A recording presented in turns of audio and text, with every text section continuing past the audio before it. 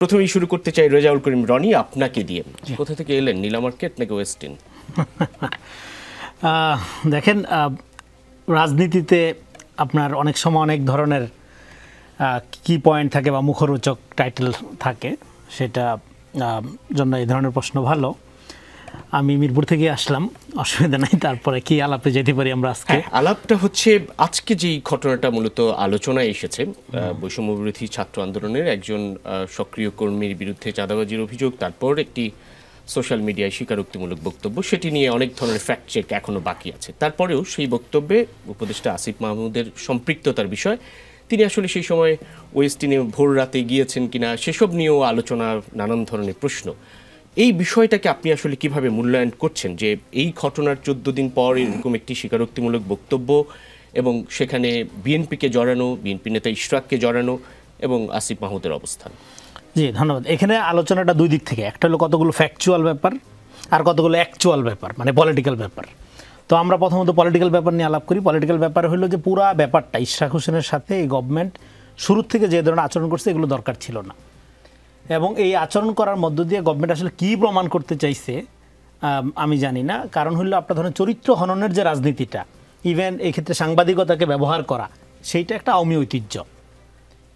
এখন অভ্যুত্থানের পরে একটা সরকার, সেটা যেরকমই যোগ্য অযোগ্য যাই হোক, সেটা পরের হিসাব। অভ্যুত্থানের পরের একটা সরকার, সে যদি আপনার চর্চার দিক থেকে, সংস্কৃতির দিক থেকে আওয়ামী লিগেসি আপনার বহন করে, সেক্ষেত্রে তারা যে নতুন রাজনীতির কথা বলে, নতুন রাজনীতি উত্তরণের কথা বলে, সেক্ষেত্রে জনগণের কিন্তু আস্থার জায়গাটা থাকে না। ফলে পলিটিক্যালি মানে আপনার ইশরাক হোসেনের সাথে যে আচরণটা শুরু থেকে করা হয়েছে, সেইটা আপনার অভ্যুত্থানের পরের সরকার এই আচরণ করতে পারে না সিম্পলি। আবার ইশরাক হোসেনের তরফ থেকে কিন্তু আমি এটা নিয়ে সরাসরি ইশরাক হোসেনের সাথে কথা বলছি যে আপনার সমস্যা কী হয়েছে। দেখেন, মেয়রটার কোনো সমস্যা না। আমি তাহলে এরকম করতেছেন কেন?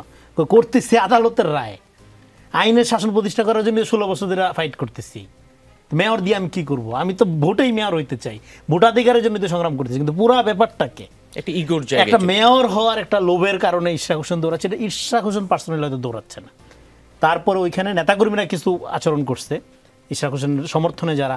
এখন কথা হলো সেখানে হয়তো ইশরাক হোসেনের প্রপার কন্ট্রোল ছিল না, সেগুলো নিয়ে সোশ্যাল মিডিয়াতে অনেক আলোচনা হয়েছে।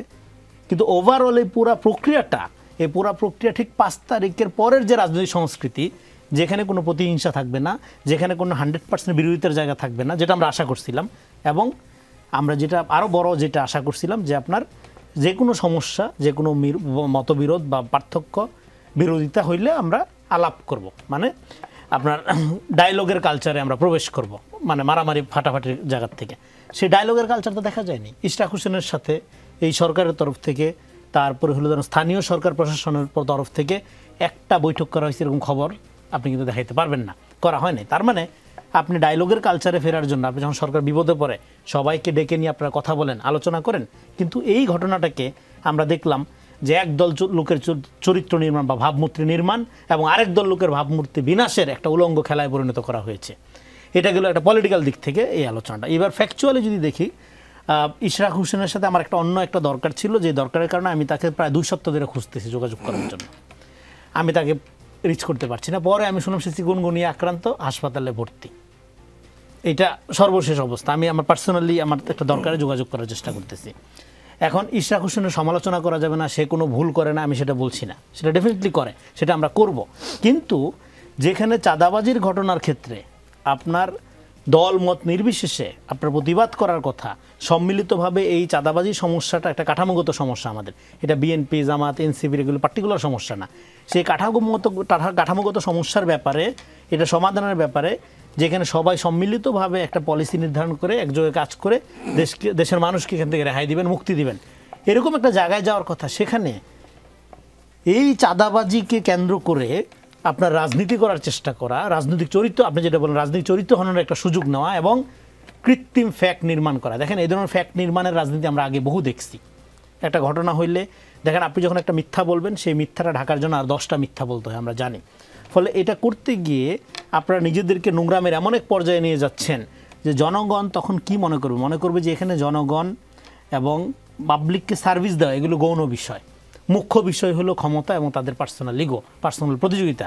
সেক্ষেত্রে সেই প্রতিযোগিতারই এক ধরনের বহিঃপ্রকাশ ঘটে, সেটা ম্যানিফেস্টেশন আপনি কে কত নোংরাভাবে করতে পারে সেটার প্রতিযোগিতায় যখন আপনারা লিপ্ত হন, তখন যেটা হয় কি, তখন আপনার তো সবাই অভ্যুত্থানের ফোর্স, আপনি কারে বলবো আমি এটা।